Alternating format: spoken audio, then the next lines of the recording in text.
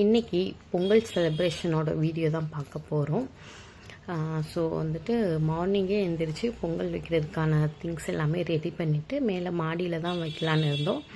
நாங்கள் எப்போவுமே மாடியில் தான் வைப்போம். ஸோ அது மாதிரி அங்கே மேலே போய் கோலெல்லாம் போட்டுட்டு பொங்கல் வைக்கிறதுக்கு தேவையானது எல்லாமே ரெடி பண்ணிவிட்டு 8:45 8:30 அந்த மாதிரி அடுப்பு பற்ற வச்சு பானையை வச்சாச்சு.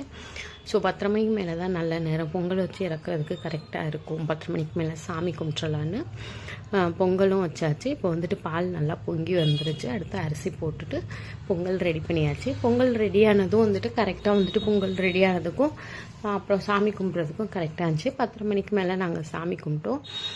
மேலே சாமி கும்பிட்டுட்டு நெக்ஸ்ட்டு வீட்டில் தான் போய் சாமி கும்பிட்டோம். வீட்டில் சாமி கும்பிட்டுட்டு நாங்கள் எங்கள் அம்மா வீட்டுக்கு கிளம்பிட்டோம். ஸோ போயிட்டு அன்றைக்கி நாங்கள் கோவிலுக்கு தான் போயிருந்தோம். அதோட வீடியோ எல்லாமே வந்துட்டு பார்ட் 2 வரும். ஸோ எங்களோட பொங்கல் செலிப்ரேஷன் இப்படி தான் போச்சு. உங்களுக்கு எப்படி போச்சுன்னு கமெண்ட் பண்ணுங்கள்.